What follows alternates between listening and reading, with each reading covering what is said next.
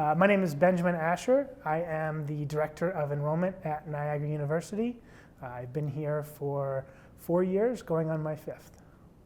A couple of tips and tricks that I've learned along the way, things that I've worked with families on, just to help them is I encourage students to create an email where they can receive all of the college information to, because you have your normal email address and it gets overloaded with information. And so just having a separate email address to have all that information come to can be really helpful.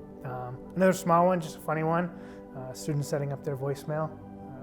As an admissions professional, we call students all the time. That's kind of our job, and we never know if we have the right person, so having a simple voicemail set up can be really helpful for us. I always recommend to students, especially during this stage, to just go through their social media and just look at the content that they have shared and just clean up anything that they may not want portraying them. We understand that students, can make mistakes with social media, so it's best just to go back, just to take a look, make sure that you're representing yourself, because that's one of the things that we will do is take a look at students and see who they are, what they're all about, and sometimes that stuff will come up.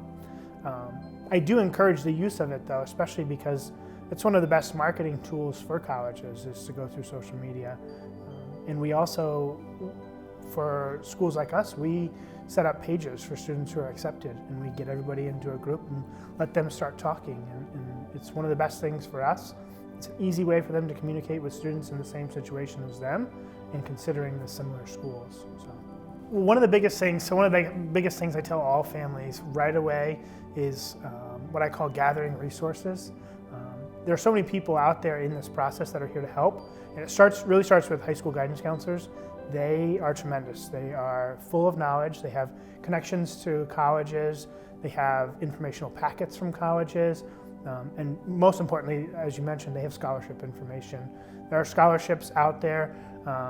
There's one that is simply for having a duct tape prom dress. It's $10,000. So just doing these simple searches, trying to find them, but they don't have to do it on their own. Guidance counselors, even college admissions counselors, we have the resources, and if students don't ask us, we don't know where to push it. So ask us, ask guidance counselors, ask friends, and then simple Google searches. The money is out there, I just bought a house and nobody was giving me free money, but for college, there are people out there who have money and they want to give it to college-age students. A lot of colleges are adapting, included here at Niagara. We've adapted and tried to find ways to still get people onto campus. Getting on campus, getting that feel, it is really important. One of the biggest things that I see families do that sometimes bugs me is they go to a big college event and they let that determine if that's the place for them. Those big events are just a glimpse into college life. Same thing with virtual events today. They're just a glimpse. I encourage families, even during COVID, there are still ways to go see a campus. Drive through the campus, get out and do a self-tour, just walking around. But you gotta find a way to go see campus other than just looking on a computer. Pictures online are meant to look beautiful. That's the point of putting them online. So every college is putting out their best pictures. So I highly recommend getting out, seeing it in person one way or the other. A couple things that they can do to really engage into this campus life. The first, just going back to what we were just talking about, that the campus visit, you have to do it. It's individualized, and that's where you're really going to gain information, and you're really going to see firsthand if that's the place for you. That would be one of my biggest ones. The next one that I think is truly important is students need to engage past the admissions department.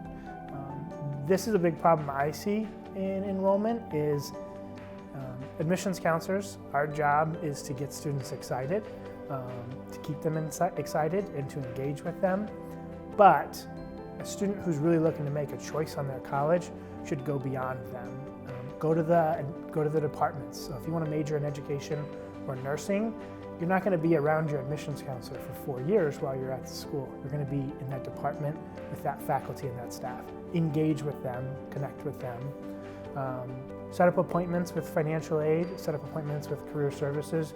Again, these are people you're going to be around and working with for 4 years. The admissions counselors were only around that first year, and then it's a soft handoff to the next stage of the college process, which is actually attending. So don't let the admissions counselor be the one to kind of sell you.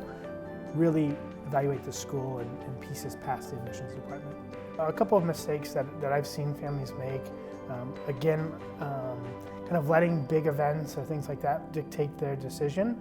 But the biggest one I would say is during what I call either the breakup stage or the committing stage, when students tell admissions counselors that they're not going to attend their university.